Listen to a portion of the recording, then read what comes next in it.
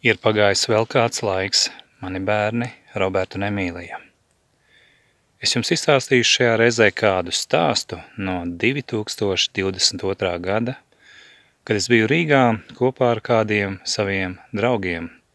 Mēs tobrīd atradāmies Barona ielā, tur ir kāds lielāks sporta centrs, sporta laukumi, kur bieži atrodās bērni un ģimenes, un tur notiek ļoti intensīva, aktīva rosība. Tā arī es kopā ar jau pieminētajiem cilvēkiem un ar kāda man tuva drauga bērnu. Mēs pavadījām laiku sportiskās aktivitātēs. Mēs pārunājām dzīves notikumus, to, kas notika tajā laikā. Un kādā brīdī, kad es veltīju, kā parasti es to darīju, mani bērni jūsu labā, tā es veltīju uzmanību arī kādam bērnam, lai arī šis bērns sajustos labi tur, kur mēs visi tobrīd atradāmies, un mēs aktīvi rosījāmies. Un kādā brīdī mūsu rosību, protams, pamanīja arī citi bērni, un ieraudzīdami to, ka mums patiešām tur iet labi, viņi piepulcējās un uzsākās saruna ar kādu meitenīti. Šī meitenīte iepazīstināja ar sevi.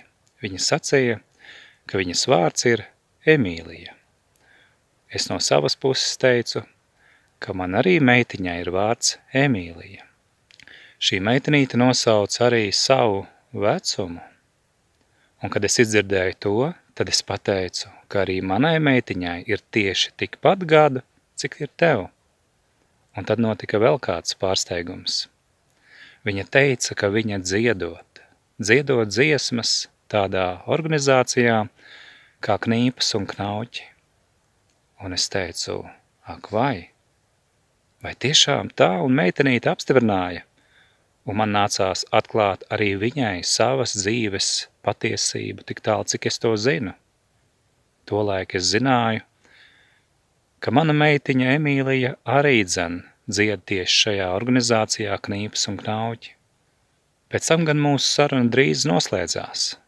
Es gan paspēju vēl šai meitenītei viņas mammas klātbūtnē pasacīt, lai pasveicina lūdzu arī manu meitiņu, un lai mana meitiņa pasveicina arī savu brālīti, manu dēlu, Robertu Danielu Markus. Un tā mūsu saruna tobrīd noslēdzās. Pēc tam es laiku pa laikam mēģināju sazināties ar Knīpas un Knauķi, manu bērnu dziedāšanas nodarbību vadītājām.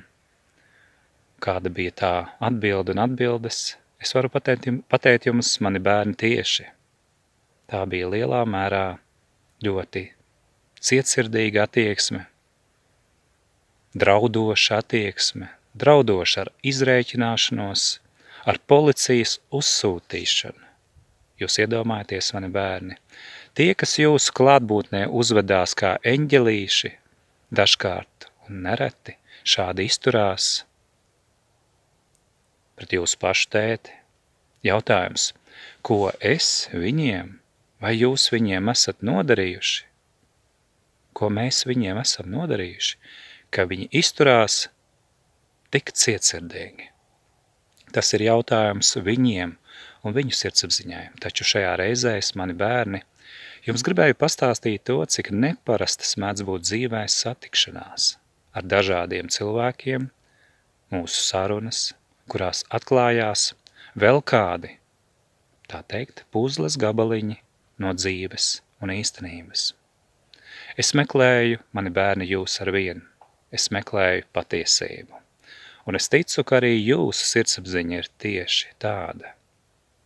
Jūsu pašu sirdsapziņa, kas arī jums liek meklēt atbildes un patiesību. Nāk laiks, kad mēs satiksimies. Es mīlu jūs, jūsu tētis Mareks Markus. Šo vēstījumu esmu ierunājis jums, mani bērni, un ikvienam, kas jums pat tiešām vēl labu, patiesi un no sirds. Tas noticis 2025. gada 16. februārī. Uz tikšanos, mani bērni. Tajās dienās un tajos laikos, ko pats radītājs dos mums.